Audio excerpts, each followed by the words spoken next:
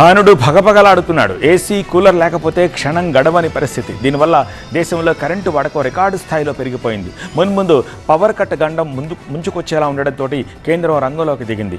దేశ ప్రజలందరికీ అలర్ట్ జారీ చేసింది. అసలు దేశంలో పవర్ డిమాండ్ ఇప్పుడు ఏ స్థాయిలో పెరిగింది? ఎండలు మండుతున్నాయి, పవర్ గ్రిడ్లు వేడెక్కుతున్నాయి. పెట్రోల్ డీజిల్ విషయంలోనే కాదు, ఇప్పుడు విద్యుత్ విషయంలోనూ పొదుపు మంత్రం పాటించాల్సిన అత్యవసర పరిస్థితి వచ్చేసింది. విపరీతమైన ఎండవేడి కారణంగా దేశంలో విద్యుత్ డిమాండ్ మునుపెన్నడూ లేని విధంగా రికార్డు స్థాయికి చేరుకుంది. దీంతో కేంద్ర విద్యుత్ మంత్రిత్వ శాఖ దేశ ప్రజలకు కీలక సూచనలు చేసింది. రోజు రోజుకు పెరుగుతున్న ఉష్ణోగ్రతల వల్ల కరెంటు వినియోగం విపరీతంగా పెరిగిందని, ముఖ్యంగా పగటిపూట రికార్డు స్థాయి డిమాండ్ నమోదవుతుందని తెలిపింది.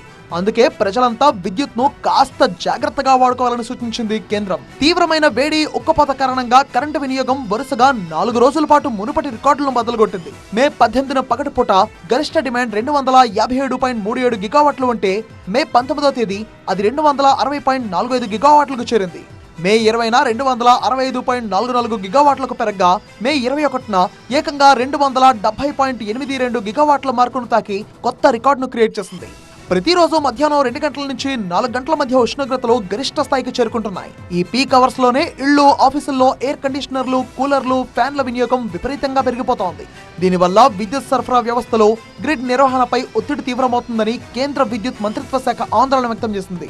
ఆశ్చర్యకరమైన విషయం ఏంటంటే మధ్యాహ్నమే కాదు, ఉదయం పూట కూడా దేశంలో సెగలు రేగుతున్నాయి. Air quality and weather report ప్రకారం ప్రపంచంలో ఉదయం పూట అత్యంత వేడిగా ఉన్న టాప్ 50 నగరాలను పరిశీలిస్తే ఆ 50 నగరాలు భారతదేశంలోనే ఉండడం షాక్ కు గురి చేస్తోంది.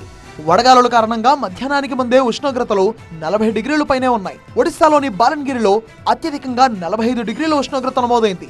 ఈ నెలలో హీట్ మరింత పెరగొచ్చని నిపుణులు అంచనా వేస్తున్నారు. అందుకే ఎండలు వేడెక్కుతుంటే పవర్ గ్రిడ్లపై ఒత్తిడి పెరుగుతోంది. ఈ ఎండలకు ఏసీలు, కూలర్లు ఆన్ చేయకుండా ఉండలేం. అలా అని ఇలాగే వాడితే గ్రిడ్లు తట్టుకోలేవు. కరెంటు కోతలు పడకుండా ఉండాలంటే మన చేతుల్లో ఉన్న ఏకైక అస్త్రం పొదుపు మంత్రం. ఇళ్లల్లో, ఆఫీసుల్లో మనం చేసే చిన్న పొదుపే దేశాన్ని పెద్ద పవర్ క్రైసిస్ నుంచి కాపాడుతుంది.